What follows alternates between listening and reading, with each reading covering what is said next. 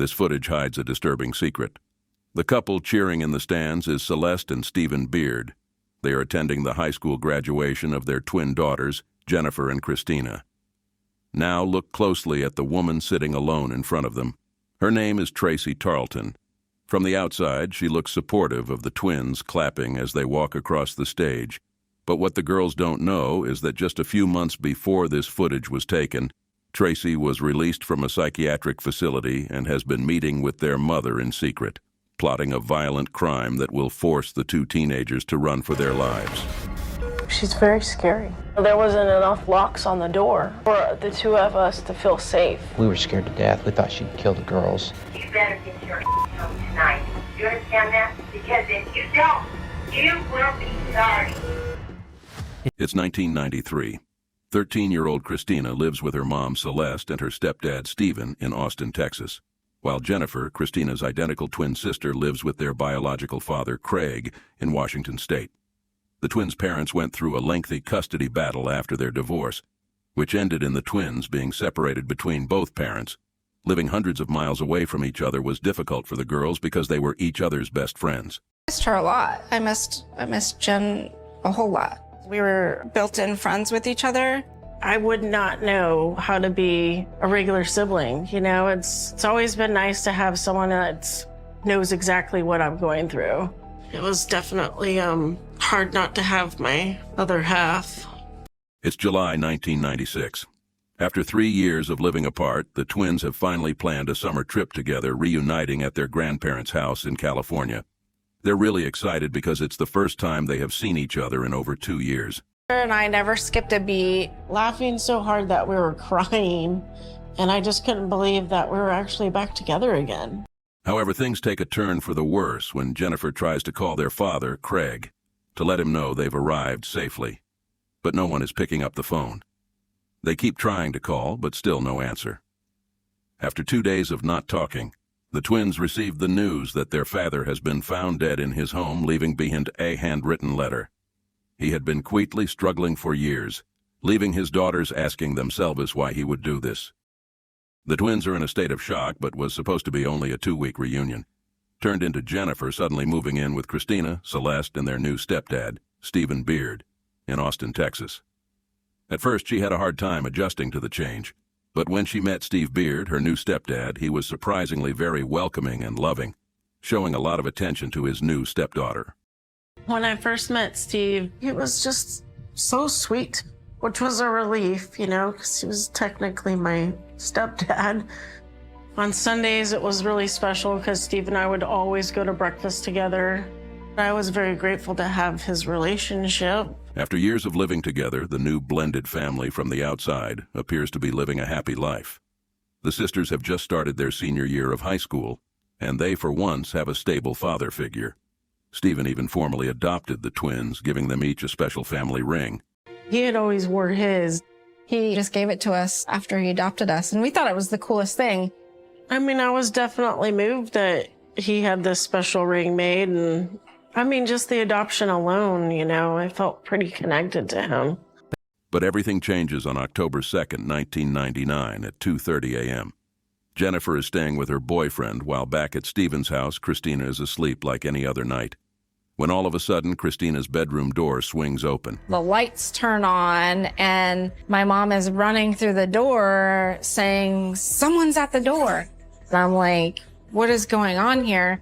I jump out of bed because she's in a panic, and I'm on my way to that front door when I see these white flashing lights.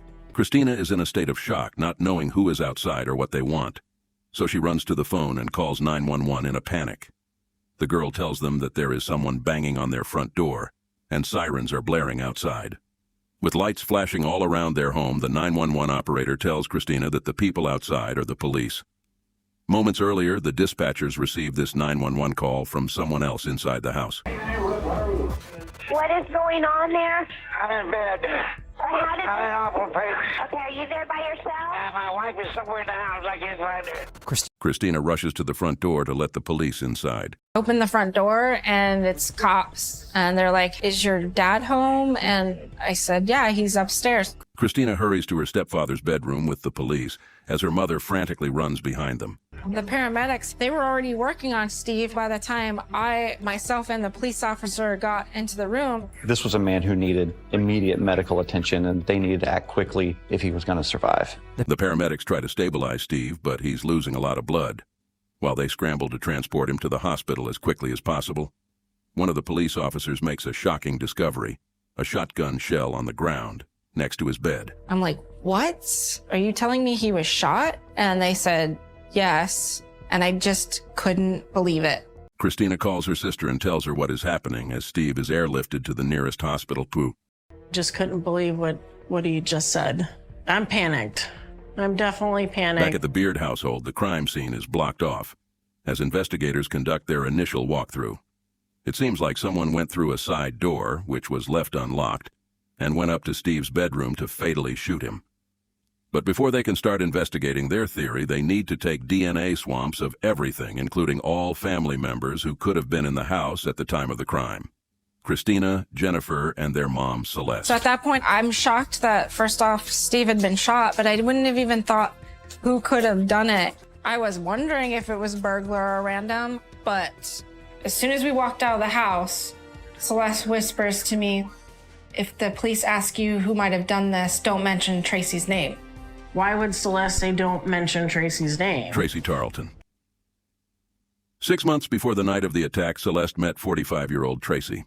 She was the manager of a local bookstore in Austin and had recently become close friends with Celeste. She would often get invited by the twins' mom for dinner and birthday parties, and even attended their high school graduation. They had this weird friendship. I just remember thinking that this lady wants more from our mom than just a platonic relationship. The twins are on their way to the hospital as they try to understand what's happening.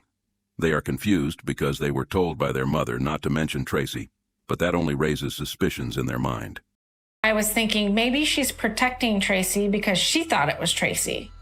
After getting to the hospital and talking to the detectives, they asked me, who do I believe shot my father? And I said, my mom doesn't want me to mention this, but I'm not supposed to say Tracy Tarleton.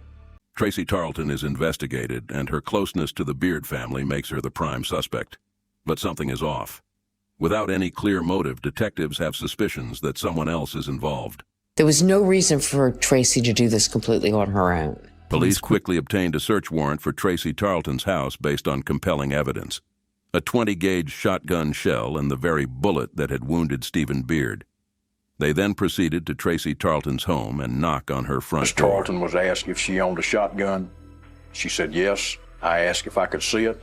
She thought for a few minutes and she said, okay, you can see it. She gave us a Franchi 20-gauge shotgun. Had her name inscribed on the weapon itself. Law enforcement take possession of the shotgun, bringing it in for further analysis. Days go by and everyone is left waiting for news from the investigators until finally the detectives have the results. And that shotgun turns out to be the shotgun from which the bullet that injured Mr. Beard was fired from. October 8, 1999, 5 days after the shooting of Stephen Beard, Tracy Tarleton is arrested and charged with attempted murder. But investigators are not satisfied. Tracy is refusing to talk about why she did this, and they know there's more to this story than they have so far. Detectives continue to ask questions because they believe Tracy did not act alone, and there might be someone else responsible who currently walks free, but she remains completely silent. Meanwhile, Stephen is in the hospital, and after a painful few months of fighting with the twins by his side, Steve passes away from his injuries related to the shooting. We loved Steve. He never wanted us to worry about anything. He just wanted us to be loved and enjoy our lives. Coming from Washington State, losing my father, he filled that role for me that I'll never forget. As the sisters try to cope with their father's death, they are only left with pain and more questions than ever. Why would someone want to hurt him? Their mother Celeste tries to be there for them and goes with the girls to prepare for the funeral and buy a casket for him, but the twins never expected what would happen next. A lot of crying's going on. We just lost a loved one. And while we were there, she purchased 2 pink caskets for Jen and I. And she's like, I'm gonna get these for you guys. The confusing part to me was Celeste suggesting that 18-year-olds needed to pick out a casket. And in the back of my mind, I thought, well, am I going in this casket soon? Local newspapers and television networks start publishing the story, and everyone starts to worry that the real killer might still be walking free. But without any concrete evidence, the investigators are at a standstill. In the midst of it all, the twins noticed their mom's behavior is becoming increasingly disturbing and erratic. We're all crying, and Celeste is just laughing. She kind of had like these crazy eyes. Kind of manic, very loud and emotional, but didn't really seem real. But things reach a breaking point on February 16th, 2000, when no one could imagine what was in store for two young twins.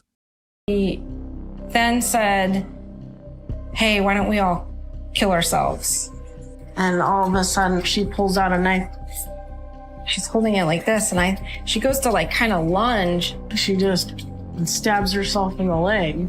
Blood starts gushing everywhere. I was just like, what is happening? The twins call 911 in a panic, begging for immediate medical attention for their mom. As the ambulance arrives, the paramedics rush to start working on Celeste, attempting to stop the bleeding from her leg. The girls are in a state of shock as their mom is quickly brought into an ambulance and driven to the closest hospital. Over the next weeks, while still in the hospital, Celeste continuously calls both sisters, becoming more and more unhinged and disturbing. And she's yelling and screaming at me over the phone. Would go from normal to screaming, back to normal. That's when Kristina has an idea that will later give investigators the evidence they need to finally uncover Steve Beard's real murderer.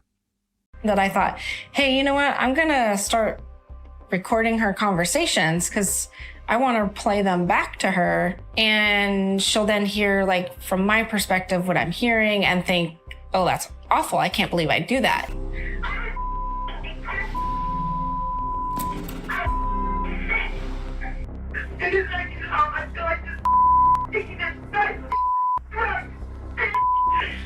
And you will be sorry. But then, just as Kristina is about to stop recording, Celeste exposes a crucial piece of evidence that will change the investigation forever.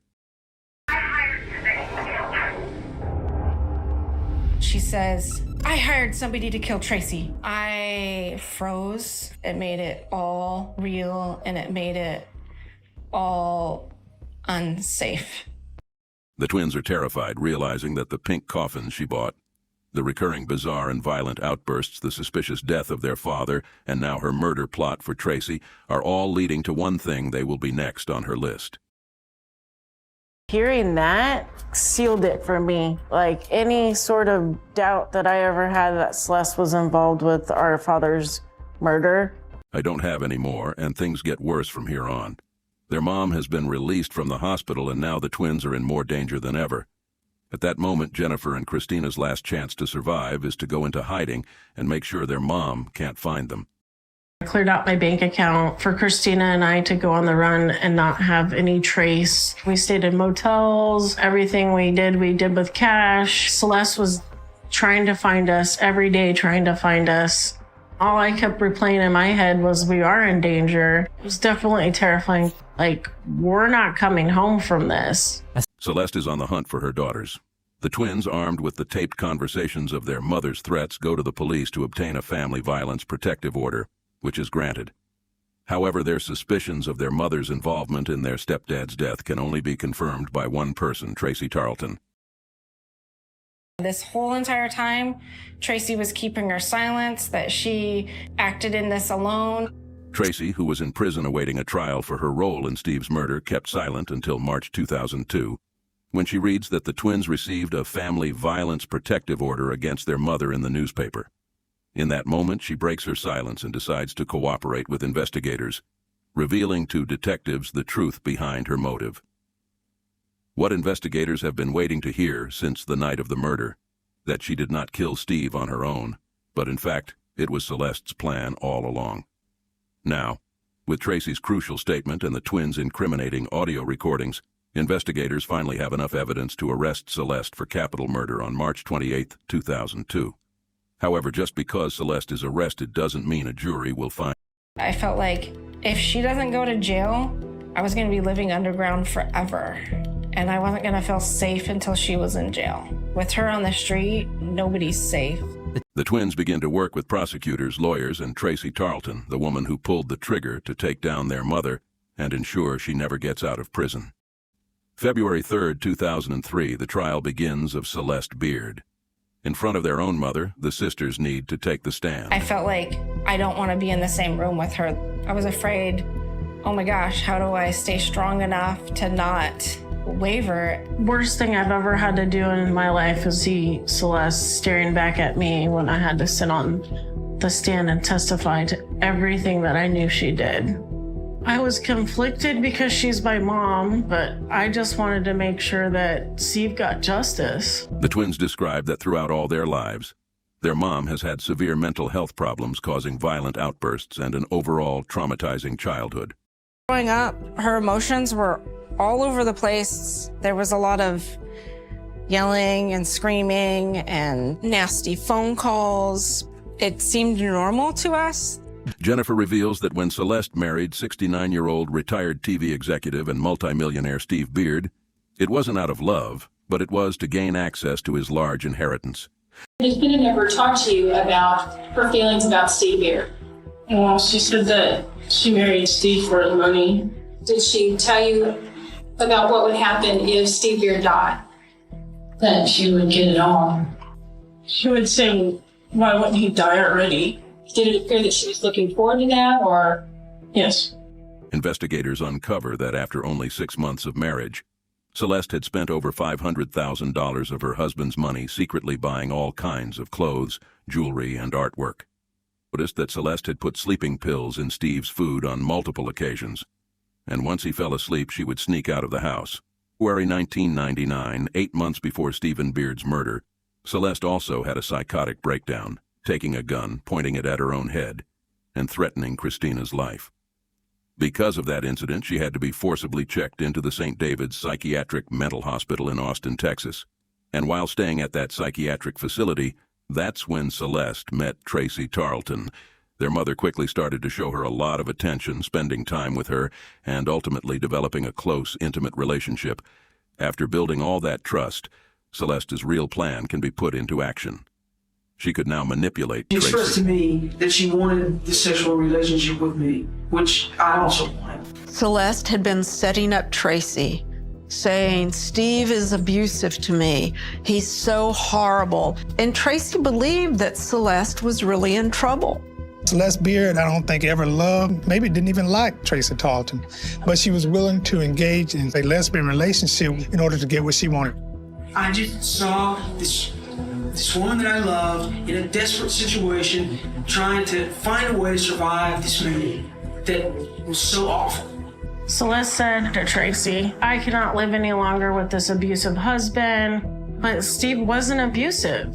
That's when, in front of the twins and the jury, Tracy described Celeste's plan for the murder of her husband. You know, she says, oh man, he's gonna die soon, but not soon enough. She had a plan, and she wanted me to shoot him with my shotgun. So we were to enter the grounds, where to park, and then we walked through how I would exit my car, where I would enter the house, how I would approach the bedroom. I walked down to the end of the bed, and I saw him, and I pulled up, and I shot him. Shot him once. I shot him once. The courtroom stays quiet after the shocking revelation. Celeste coldly watches Tracy on the stand, shaking her head and even laughing occasionally. But her smile disappears when her own daughters walk up to the front of the courtroom and now have their turn of revealing one of the most incriminating pieces of evidence they have: the audio recording of her murder plot against Tracy, as well as her constant threats to the girls. On the tapes, she was histrionic. It was difficult to think that any mother would talk to a child that way. The trial went on for weeks until on March 19, 2003. After deliberating for 3 days, the jurors finally come back with their answer. This will finally determine if Celeste will remain in prison for the murder of her husband, or if she will walk free to forever haunt the twins for their whole lives. Before we bring the jury out, if there is anyone in the courtroom who feels that they may have an emotional outburst, I would ask that you please leave the courtroom at this time. Ms. Johns, would you please stand? Truly, we've been waiting for this for 3 years now. And so, yeah, it's very emotional, and You can't really know what 12 people that you've never met, what they're going to do. Madam Foreperson, please read the entire State versus Celeste Beard Johnson. Verdict of the jury. Verdict form 1, capital murder. We, the jury, find the defendant, Celeste Beard Johnson, guilty of the offense of capital murder. Well, I had a flood of emotions. I wasn't expecting to get so worked up. She is our mom, and it's just like she's going to jail for the rest of her life. Finally, the sisters get justice for their father's murder, and to conclude the trial, Kristina bravely takes a stand once more, but this time to directly speak to her mother and put an end to the fear she has been living with for over 2 years. What did I ever do to you except love you? And this is how you treated us, like trash. You say we turned on you, but you turned on us. You turned on the whole Beard family. He let you into his home, loved you, honored, obeyed you, and you violated him and murdered him. You are guilty. Shame on you. Celeste Beard is sentenced to 2 consecutive 40-year prison terms, and she won't have the possibility of parole until she's 79 years old. The twins can finally breathe a sigh of relief, as now they don't need to stay in hiding. They can live their lives to the fullest. After court is adjourned, Tracy asks to meet with the twins and apologizes to them directly for the pain she has caused the sisters. That's not an easy thing to do, is sit in a room with the person that actually pulled the trigger. She said that she felt really guilty for killing our father and that she was really sorry. I remember that. She thought she was agreeing to kill an evil man. I feel really bad for her. I could really relate with the fact that she was a victim here too. The twins say that for them, the sincere moment of forgiveness helped them begin their long process of healing. Now, 20 years after the trial, their sisterly bond only became stronger. I have Kristina. Kristina's my strength. We don't live close to each other, but any chance we can get to go visit each other, we will. The twins are now 42 years old. Jennifer has a good job which she enjoys and spends her time focusing on her mental health. Kristina got married and is a loving mother of 2 children. She is proud to give her kids the life, attention, love, and nurturing she never received growing up. I'm being the mom that I wanted. They get to do life like I wish I got to. Celeste never expected that her downfall would come from her own daughters. And even though it took years for Jennifer and Kristina to heal from the wounds created by their mom, they show that their love for each other is stronger than their mother's hatred. Living their best lives, spending quality time together with their loving families is their best revenge. They are living proof that even after tragedy, there's a life worth living.